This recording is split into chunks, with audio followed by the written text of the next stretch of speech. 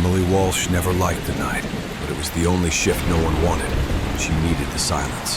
The thin rain seemed to wash the world before dawn. The hospital ahead was an island of cold light in a desert of concrete. She walked slowly, as if serving a sentence. Sometimes, exhaustion felt like a form of survival. Inside, the clock read 11:47 p.m. Emily changed in silence, the same way she did every night. The clean uniform, the shining badge, everything in its place. Order and routine. That was how she kept the world from falling apart. Her coworker said something about room 302. Emily didn't answer. She had learned that some questions didn't deserve replies. The hospital slept. Polished floors, empty corridors, monitors breathing in the dark. Emily walked her rounds without hurry, with the calm eyes of someone who had seen everything. Then, a monitor beeped. The patient was gone. She unplugged the device. The sound continued. The camera room was the dead heart of the hospital. Emily stared at the screens flickering in silence. For a moment, she saw something that froze the air. Herself, standing in the hallway, staring straight at the camera. When she blinked, the image was gone. Maybe the system was delayed. Or maybe she was. Near the end of her shift, the sealed corridor drew too much attention. Maintenance, level 3. The lights inside were still on. Emily approached, holding her breath. The watch on her wrist stopped at 3:47 a.m. So did the hallway clock. Then came the voice. Low, metallic, impossible. Emily! Silence, then breathing. And nothing else. Emily ran to the end of the corridor. The exit door opened, and everything went dark. When she woke up, she was back in the locker room. Same clothes, same watch, the badge still pinned to her chest, same smell of disinfectant. She looked at her watch, 11:47 p.m. Outside, the rain fell exactly like the night before. For a moment, she thought it was coincidence. Then she decided not to think about it, and went out for another shift. The hospital woke before the city. So did Emily.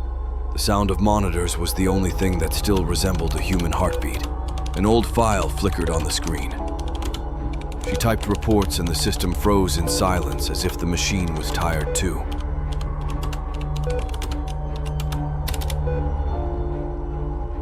"1998. Patient 302. Active." The name was hers. Emily laughed, but no sound came out. The locked ward door still glowed faintly beneath the frame. The maintenance tape peeled away too easily. The corridor inside was spotless, untouched for decades. The air was still, heavy. Something metallic scraped in the distance. She called out. No answer. Only the sound returning. An echo that didn't know itself. The dust was old. The fear wasn't. Emily found boxes of tapes, each labeled, each name crossed and rewritten.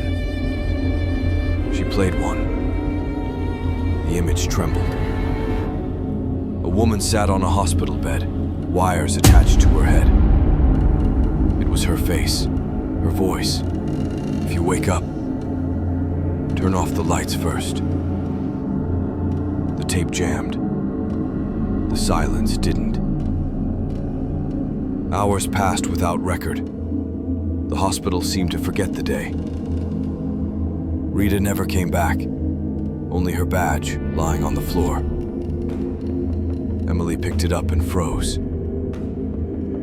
Same name, same face, same ID number. The clock resumed, but each tick sounded wrong. As if marking another reality. The monitors looped the same hallways again and again. Emily stared, searching for something, maybe herself, and she found it. Multiple versions of her walking in opposite directions. One stopped, looked straight into the camera, smiled, then whispered through the speakers, "Don't turn off the lights." Emily ran through the corridors, but the hospital folded in on itself. Doors repeated, the same clock on every wall, 3:47 a.m. The air pulsed. Lights flickered like they were breathing, then everything went dark. And in the blackness, she heard her own name. But the voice wasn't hers. Emily.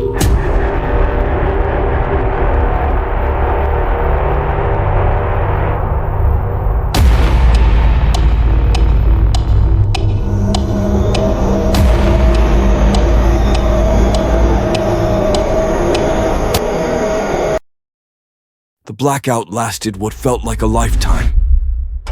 When Emily opened her eyes, the world was no longer the same. The white ceiling, the hum of the hospital, and the weight of a straitjacket holding her arms. The monitor beside her showed a flat line, no sound, no sign of life. On her wrist, a new bracelet, name, Rita Calloway. For a few seconds, she thought she was dreaming. Then she realized the dream had visiting hours. She tried to move. The straps cut into her skin. The echo of her own breathing was the only sound, until the beep returned, slow, wrong, as if someone else's heart was beating for her. In the reflection of the monitor, someone passed behind her. Too tall, too slow. The lights flickered, revealing shadows moving where there was no space. And among them, a voice she knew. "You did it, Emily." She looked at the camera in the corner. The red light blinked, recording. On the screen above her bed, a video played. A woman identical to her, smiling, wearing the same uniform, saying the same name. "Patient stable," read the text. "Identity, indeterminate." Emily screamed, but the sound died in the air. The walls pulsed. The lights went out again. When they came back, she was sitting in another bed. Same room, same hospital, but the bracelet on her wrist said another name, Sarah Quinn. For the first time, she smiled. Now I remember.